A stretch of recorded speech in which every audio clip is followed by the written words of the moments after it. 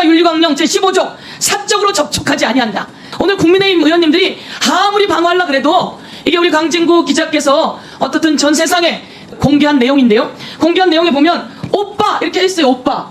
여기 한번 보세요. 오빠. 김영철한테 오빠 전화번호 줬어. 그랬더니 김영철이 오케이. 이거 뭡니까? 그런데 이 탄핵 조사가 잘못됐다고 이야기합니까? 이문정 검사님, 김영철 검사한테 오빠 이렇게 하면 됩니까? 적어도 딴 건 모르겠는데 검찰 구형보다 법원 선고형이 낮은데 그렇죠. 법원 선고형보다 검찰 구형이 1년이 낮게 나왔다는 건 플리바게닝이 심하게 되었다거나 협조가 잘 되었다거나 아주 친밀한 유대관계가 보이는 정황이라고 생각하긴 합니다. 놓칠 뻔한 이야기를 해주셨습니다. 1년 6월을 검찰이 구형했는데 법원에 갔더니 2년 6월을 받았어요. 그러면 보통 검찰의 구형이 훨씬 센데 법원의 구형이 훨씬 더 세졌다는 것은 그 전에 적당히 거래가 있었다는 거잖아요.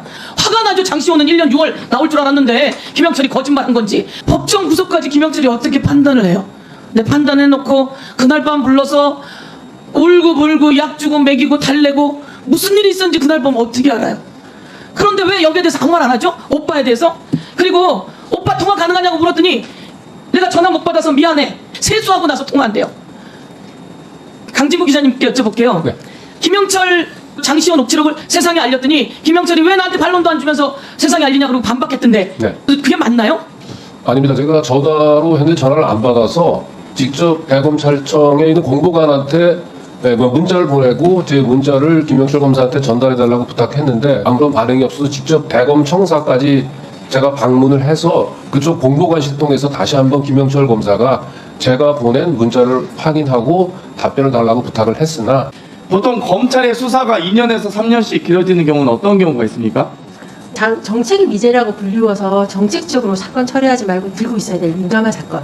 네. 폭탄 돌리기를 한 번씩 하는데요. 민감한 사건은 이렇게 처리하기가 부담스러우니까 나중에 정권이라든지 문제가 될 것 같으면 후임자한테 계속 미루는 폭탄 돌리기인데 정책 미제 사건. 그러니까 기소 처분도 하지 않고 수사만 하다가 뭉개기로 가는 거죠. 그냥 캐비넷에 고이 모셔지는 사건을 그렇죠. 정책 미제라고 합니다. 마지막 사건 처리할 때 그때 수뇌부에서 결심하시기에 따라서 방향이 바뀌겠죠. 열심히 수사하든 안 하든 그냥 자기들 권리 권한이라고 생각할 테니까 3년간 수사는 가능한데 3달짜리 특검은 거부하는 게 참 저는 이해가 가지 않습니다. 이 박주성 검사가 정말 문제가 있다 보는 게 도착 시간이 10시 10분인데 조사를 21시 9시에 합니다. 이런 경우가 있나요? 한반호 씨 조서를 받을 때 그렇게 한 사례를 제가 보았습니다. 이렇게 재판 하죠. 그러니까 소위 수사 거래, 기소 거래할 때 그러니까 진술을 다 정리해놓고 비로소 진술 거부권 고지하고 조서를 작성한 게 아닌가라고. 지금 장시호 씨가 의혹을 받고 있는 이재용 회장 관련된 프로포폴 의혹, 마약 수사 관련돼서도 여러 가지 답변을 법정에서의 진술을 외우라고 시켰다라는 녹취가 나왔는데 그러면 두 번째 이 31일에 있었던 기록도 14시에 도착해서 17시 50분에 서야 조사를 시작합니다. 그러니까 계속 16시 30분에 도착했는데 20시 20분 지금 계속 이렇게 출정을 많은 것도 이렇게 수십여 차례 있는 것도 문제지만 도착과 조사 시간의 시간 차이가 너무 큽니다. 그러면 이거는 당연히 무엇인가를 암기시켰던지 아니면 뭔가 바게닝 했다든지 아니면 진짜 오빠 동생 사이인데 데이트도 할 수 있는 거 아닙니까? 뭐 교도소에 있으면 너무 네. 답답하니까 검사실에 마실래 하고 싶어 하시는 재소자들이 그렇게 많대요. 그러면 검찰 출정을 받은 피의 혐의자가 그 검찰청 바깥으로 나갈 수도 있는 겁니까? 이 피의 혐의자가 출정 버스 아닌 다른 차량을 이용해서 이동할 수 있습니까? 혹시? 긴급하게 하는 경우는 제가 보았고요. 장시호 씨 같은 이런 자범의 경우 자식이 어렵죠. 거의 불가능하죠. 장시호 씨가 이런 얘기를 합니다. 구형량이 1년 6개월 맞을 거라 그랬어, 오빠가. 여기서 오빠는 김영철 검사 이미 분명하고요. 그래서 형량 그대로 1년 6개월에 집행유예 2년 정도 될 거라고 구형 1년 6개월인 거로 알고 왔어. 제가 법원에서 형사합의, 형사단독, 형사항소 재판을 다 해봤는데 판사로서 1년 6개월은 사실 형사합의 재판에서는 봐주라는 사인입니다. 검사가 재판부에 징역 1년 6개월을 구형하는 건 어느 정도 검사 수사에 협조도 하고 이런저런 이유로 반성하고 있으니 봐주라는 사인을 구형량을 통해서 사실 한 겁니다. 근데 판사가 야 이건 죄질이 너무 어마어마하고 나쁘다라고 해서 1년 6월에 집행유예 2년 안 하고 그냥 실형 2년 6월을 때려버린 겁니다. 그래서 김스타, 김영철도 거기에 벙찌고 그래갖고 장시호 씨가 막 울고불고 난리치고 했다는 것이 나오는데 아니 그랬다고 해서 피고인을 검사가 불러서 위로해주는 경우는 저는 또 처음 봤습니다. 이런 경우에 대해서 정말 이런 사실이 있는지 출정 기록이라든가 그걸 통해서 저희가 확인하고자 하는 거 아니겠습니까? 그래서 법사에서 의결을 통해서 출정 기록이라든가 이런 거 다 달라고 하는 것이고, 근데 법무부는 김영철 검사는 뭘 숨기려고 하는지 나오지도 않고 지금 계속 숨어 있습니다. 이것도 참 대단합니다. 지금 장시호 씨가 김영철 검사가 의정부 지검에 있다가 중앙지검으로 가는 그런 인사 내용을 공식 발표 9일 전에 알고 있었다는 거 아닙니까? 이문정 검사님, 사실 검사 생활 해보셨지만 본인이 어디로 갈지 9일 전에 아는 검사 있습니까? 아주 잘 나가는 검사는 자리도 만들어서 가는 것은 뭐 그렇죠. 일반 평검사는 자기가 어디로 갈지 사실 발표가 나야 알 수 있는 거고, 이상한 데 갈 때만 미리 하루 이틀 전에 통보받는 거 아닙니까? 인사하고 나서 너 인사났더라는 전화를 제가 받고 제가 인사난 줄 알고 막 그런. 네, 세상에 그런 중대한 것을 장시호 씨가 9일 전에 알았다고 하는 것은, 이거는 김영철 검사의 특수한 관계가 아니면 설명이 안 되는 것입니다. 그래서 김영철 검사하고 나와서 지금 본인의 입장을 밝히라는 거 아닙니까? 가관입니다. 장시호 씨가 태국 가서 있으라는 김영철 검사의 얘기를 들었다. 태국 가서 1년 찌그러져 있어라, 이런 얘기를 들었다는 겁니다. 저희가 정말 그런가 이번에 이 청문회 증인 송달하는 과정에서 봤더니 장시호 씨가 진짜로 태국에 있습니다. 촌불이라고 하는 곳에. 이게 뭡니까? 김영철 검사 말한 대로 장시호 씨가 지금 태국에서 출국 날짜 언제인지는 저희가 더 살펴봐야겠지만 도피해서 해외 거주를 하고 있는 것입니다. 정말로 이해가 안 되는 것은 장시호 씨가 조사받을 때 이 수사과정 확인서 작성인데요. 이것은 장시호 씨가 검사와 공방을 벌일 때 나는 그거 아니다라고 할 때 장시호 씨의 수사과정 확인서 직접 자필로 기재했고, 독자 시간, 조사 시작 시간, 종료 시간, 검토 시간을 이렇게 한 수사과정 확인서인데요. 갑자기 김영철 검사 측과 검찰 뜻대로 진술을 하기 나서부터 이렇게 수사과정 확인서가 바뀝니다. 자필 기재도 없어지고요. 그 다음에 언제 시작을 해서 언제 끝냈는지 그런 것들에 대한 것이 공란으로 나와 있습니다. 이 공란으로 된 수사과정 확인 진 적 있나요? 한만호씨 진술 조서에 조사 도착 시간이 다 공란위로 되어 있어가지고요. 그 진술서에는 수사과정 확인서 당연히 없고요. 그런 것들에 안 있어서 교도관들의 호송 일지가 당직 일지에 보면 검사실에 올라간 시간이라든지 그런 것들이 나와 있는 걸 비교해서 검사실에 올라간 지 10시간 이후에 조사가 시작되었고, 뭐 이런 것들에 대해서 제가 뒤늦게 발견한 겁니다. 근데 이 장시호 씨와 김영철, 박지성 검사 이 수사팀은 도착해서 11시간 동안 아무런 조사가 없다든가 몇 시간 동안 뭘 했는지도 모르고 시작하고 나서 언제 끝났는지도 기록이 안 되는 건데, 저는 이거 약간 카르텔이라고 보고 싶습니다. 증거조작 카르텔. 지금 김영철 씨, 어미준 씨, 강백신, 이 증거 조작과 관련된 사람들이 윤석열 라인이라고 해야 되나요? 서로 끌어주고 하면서 지금 검찰 수뇌부에 앉아 있고 그 수법 그대로 지금도 증거 조작 수사를 하고 있는 것이 아닌가라는 의심을 강하게 하지 않을 수 없습니다. 지금 이 건에 대해서도 어미준, 강백신 검사가 관여한 것이 있나요, 혹시? 그 부분은 잘 모르겠고요. 잘 모르시겠습니까? 말씀드리고 싶은 건 다음에 어차피 어미준 검사가 와야 될 거니까요.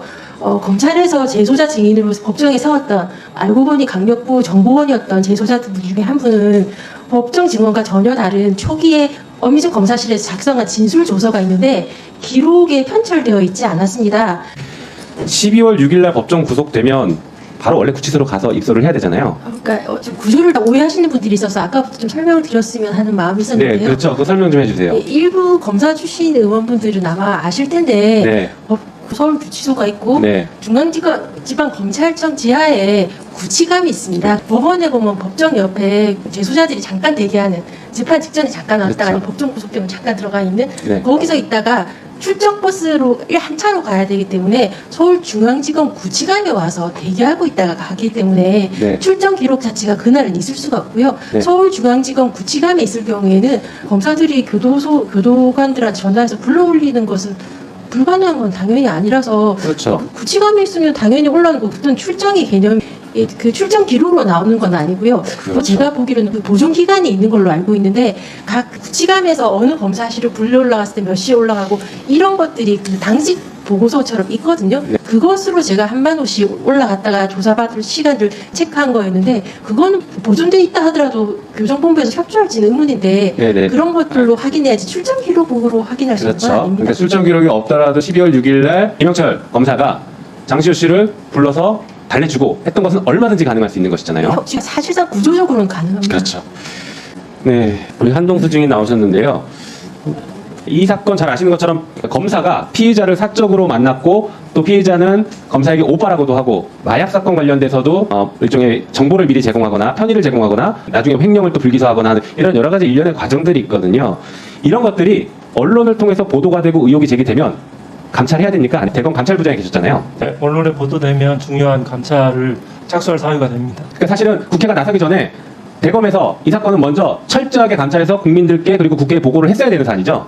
이 검찰 조직의 건강함을 생각하고 국민을 바라보신다면 그렇게 해야죠. 네. 그런데 지금까지도 전혀 감찰을 했다는 얘기가 없고 오히려 옆에 계신 강진구 기자님이 이거 계속 질의하니까 감찰과에다가 이 사건을 민원을 넘겼다라는 통보만 해놓고 아직까지 이렇다 할 답이 없어요. 검찰 조직이 이렇게 지금 망가져 있기 때문에 저희가 부득이하게 검찰이 안 하니까 국회가 나서서 이렇게 탄핵을 하는 것입니다. 거기에 대해서는 어떻게 보세요? 검찰 공무원에서 검사하고 검찰 직원들 이 대비되는데 대체로 부장검사, 차장검사 이상에도 사실상 감찰 기능이 제대로 작동하지 않고 있습니다. 현실입니다. 네. 개선될 여지도 잘 보이지 않습니다. 상황이 지금 이런데 지금 여당 의원님들이 자꾸 김영철 검사의 변호인 같은 발언들을 하셔서 탄핵 청문회장이 무슨 법정 공방하는 것처럼 돼버렸습니다. 우리는 문제 제기를 하고 여당 의원님들은 변호를 하고 있고 정작 당사자는 나와서 서명 기회를 줘도 나오지도 않고 지금 안타까운 일이 벌어지고 있습니다. 이게 녹취를 원래 들려드려야 될 것 같은데 시간이 없으니까 간단히 말씀드리면 장시호 씨가 2020년 10월 9일 날 김영철로부터 연락을 받고 JY, 그러니까 이재용이 프로포폴과 관련된 것에 대해서 당신도 장시호 씨도 연관이 있는 걸 아니까 나한테 물어라 라고 합니다. 그게 녹취록에 다 있어요. 그런데 장시호는 그거를 얘기를 못하고 고민하다가 나중에 20년 10월 25일 저때가 무슨 날이냐면 이건희 씨가 사망하는 날입니다. 그러니까 이건희 씨가 사망하면서 이재용의 재판이 미뤄지고 이 프로포폴을 불라는 것은 당시 재판 중이었던 것에서 이재용을 압박하기 위한 용도로 불라는 건데 이재용 측도 살기 위해서 아버지가 돌아가시게 한 거 아니야? 라고 장시호 씨가 이렇게 의혹 제기까지 합니다. 이건희 회장은 사망했고 어쨌든 그 이후에 장시호 씨는 김영철 검사에게 사실대로 얘기합니다. 자기가 프로포폴과 관련해서 성형외과 갔었고 그 성형외과에 이재용도 왔었다 라는 얘기를 해요. 그럼 이재용에 대한 수사가 빨리 진행돼야 되죠. 근데 진행이 안 됩니다. 게다가 장시호가 그렇게 얘기할 때는 무슨 얘기를 하냐면 자기에 대해서 횡령 사건이 진행되고 있는데 그 사건 봐줘라. 그리고 프로포폴 나도 봐줘라. 공소 취소 뭐 이런 얘기를 기소 취소 이런 말까지 합니다. 이런 얘기들을 해요. 그런데 실제로 한참 뒤에 보니까 프로포폴 관련해서는 장시호 씨는 수사에 아예 등장조차 하지 않고 아까 말씀드렸던 횡령 사건이 동일한 사건은 민사 사건이 있었는데 민사 사건에서 손해배상 판결을 졌습니다. 그런데 형사 사건으로는 기소가 되지 않았습니다. 불기소 처분을 받았어요. 이건 거래. 이 정도 사안이라면 감찰해야 되는 거 아닙니까? 네, 지금 말씀하신 대로 충분히 감찰 사안이 된다고 생각을 합니다. 일단은 자기의 사건에 관해서 거래, 플리바게닝을 한 형태가 되고요. 사건에 적정한 처리를 하지 않았다는 점에서 굉장히 직무 관련성이 있는 거죠.